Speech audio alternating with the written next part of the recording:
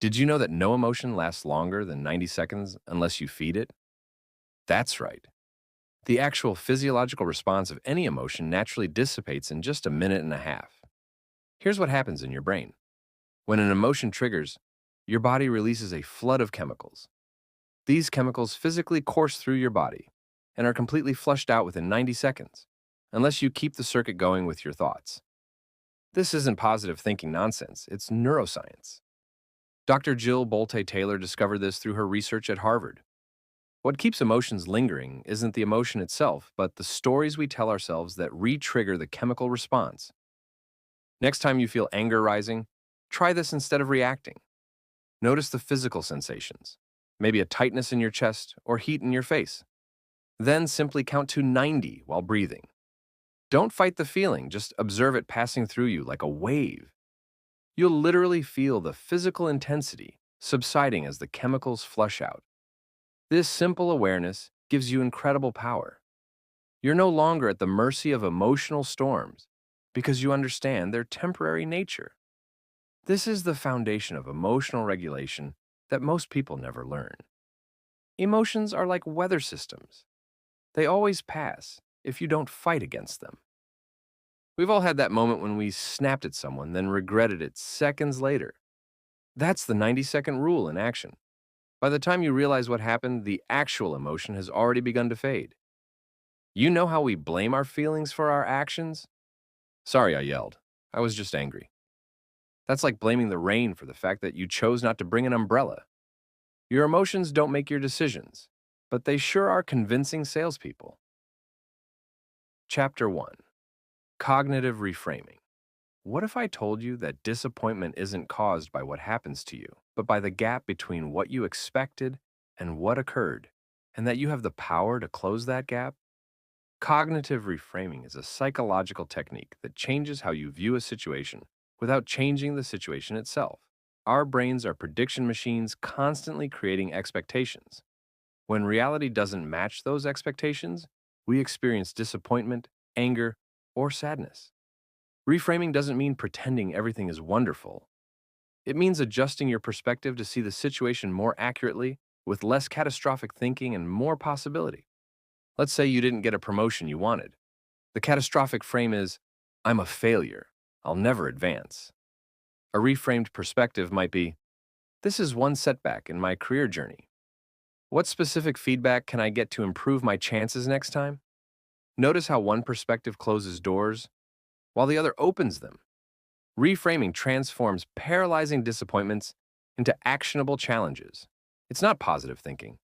It's accurate thinking that acknowledges difficulty while maintaining agency. The frame you put around a problem determines whether you can solve it. We've all had that moment where something initially devastating later turned out to be a blessing in disguise. Reframing lets you access that perspective when you need it most, not years later. Our brains are like overly dramatic movie directors. You got criticized in a meeting? Cue the tragic music, your career is over. Meanwhile, everyone else in the meeting has already forgotten and moved on to thinking about lunch. Chapter 2. The Emotional First Aid Kit. We prepare first aid kits for physical injuries. But what about emotional ones? What if you had personalized tools ready for when anxiety, sadness, or overwhelm strike? An emotional first aid kit is a personalized collection of strategies, activities, and reminders that you prepare in advance to help during emotional distress.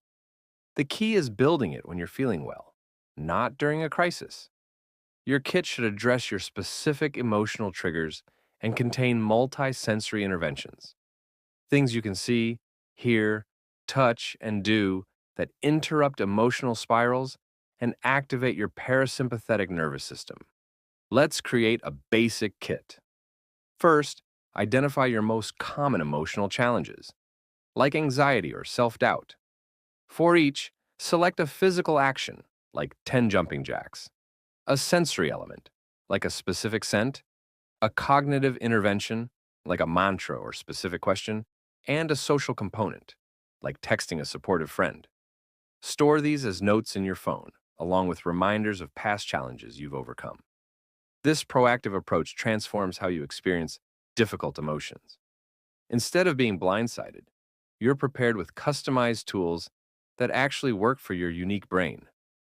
Emotional preparation isn't paranoia, it's wisdom. Think about how often you hear people say, I don't know what to do when I feel this way. This is the universal struggle we rarely discuss: how to practically handle our emotions in the moment. Your brain during a crisis is like a toddler at a birthday party who just found the candy stash, completely hyped up and incapable of making reasonable decisions.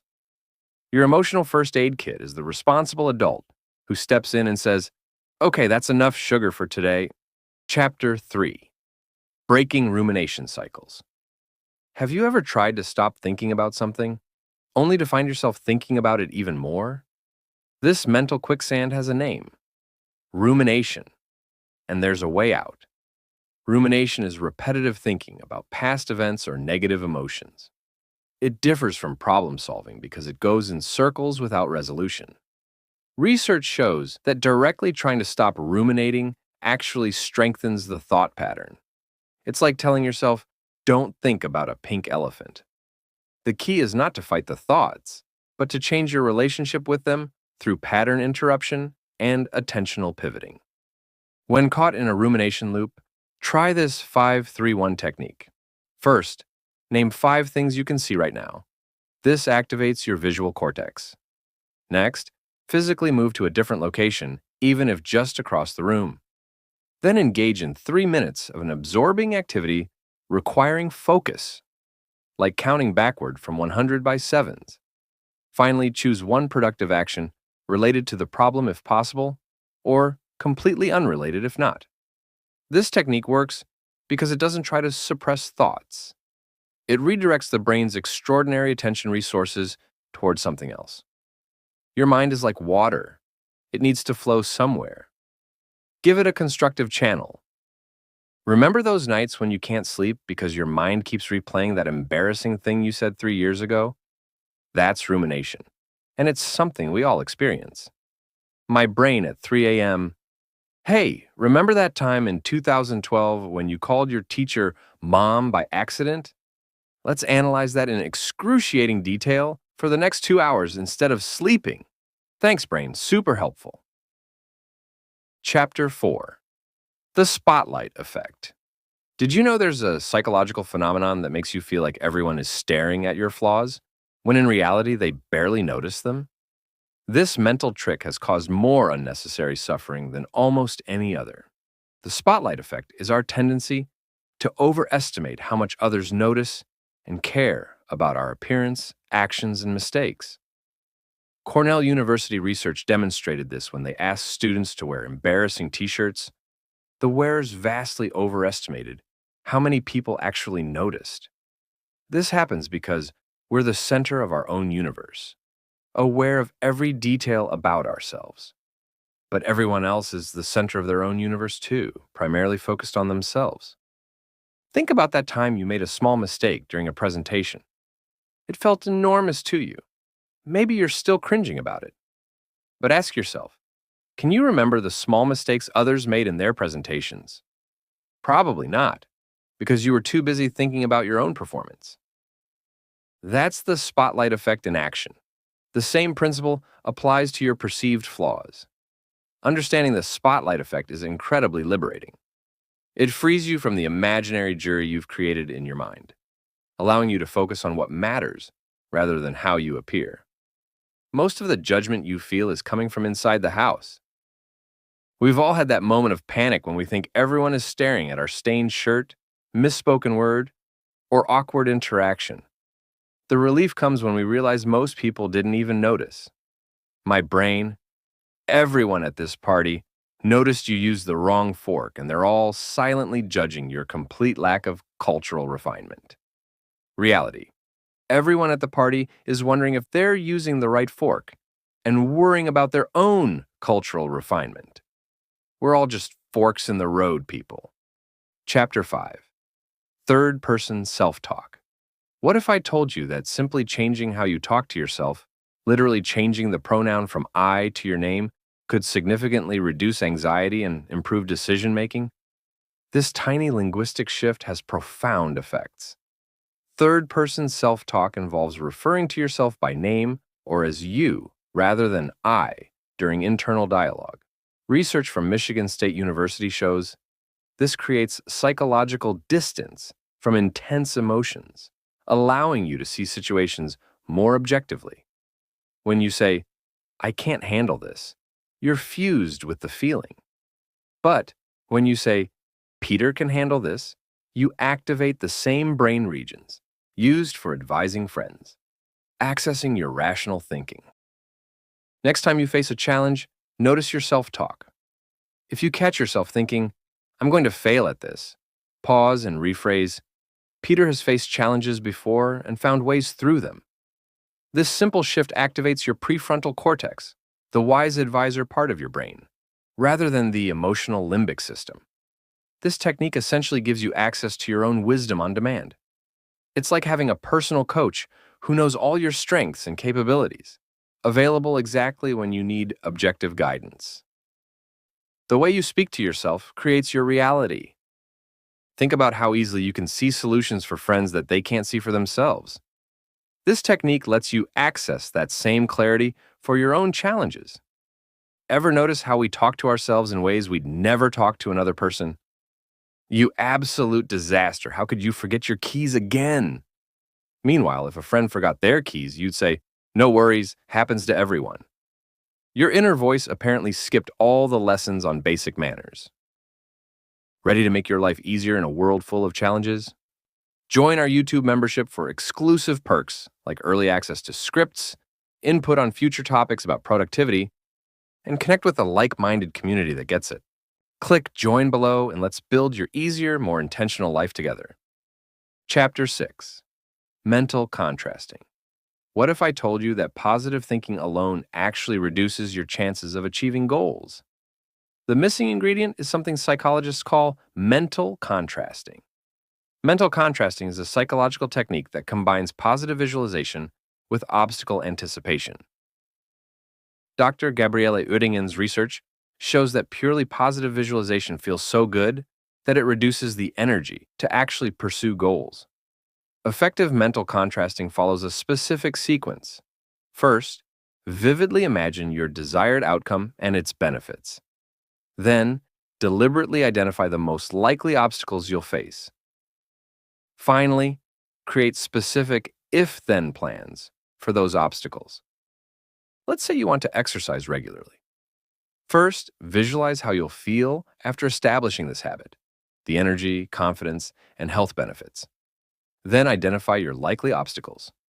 I'll probably feel too tired after work, or I might prioritize other tasks.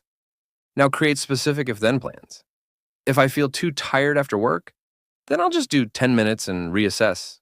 Or if I'm tempted to skip for other tasks, then I'll remind myself that exercise actually improves my productivity.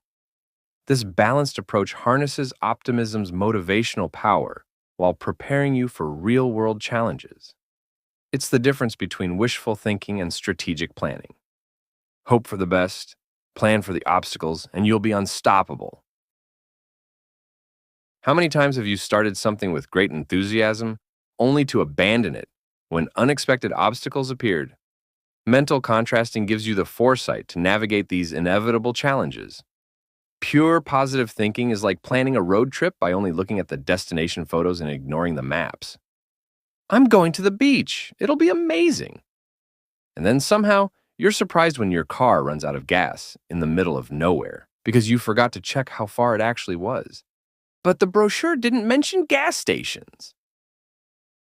Chapter 7. Building Anti-Fragility.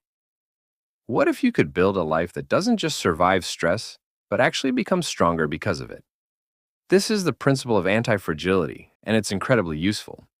Anti-fragility is a property of systems that gain from disorder, uncertainty, and stressors, the opposite of fragility. The concept was pioneered by Nassim Taleb, who observed that some things benefit from shocks. Your muscles grow stronger from the stress of exercise. Your immune system gets more robust from exposure to germs. Similarly, your psychological systems can become more resilient through calculated challenges, not by avoiding all stress. To build anti-fragility, Start introducing voluntary discomfort into your routine. Take cold showers for 30 seconds. Practice fasting for a day. Have difficult conversations you've been avoiding. These controlled stressors build your capacity to handle unexpected challenges. Create systems with redundancy, multiple ways to achieve important goals, so no single point of failure exists. Anti-fragility transforms your relationship with challenges. Instead of seeing stress as something to avoid, you recognize it as the stimulus for growth, like how a vaccine works. The obstacle is not in your way. It is the way. Think about how many of your proudest achievements came from periods of challenge rather than comfort. That's anti-fragility in action. You've already experienced it. My comfort zone is like my favorite old sweatshirt. It feels amazing. Looks terrible. And if I never take it off, I'm going to miss out on everything good in life. But it's so comfy. Yes, and so is quicksand right before it swallows you whole. Chapter 8. The Stockdale Paradox.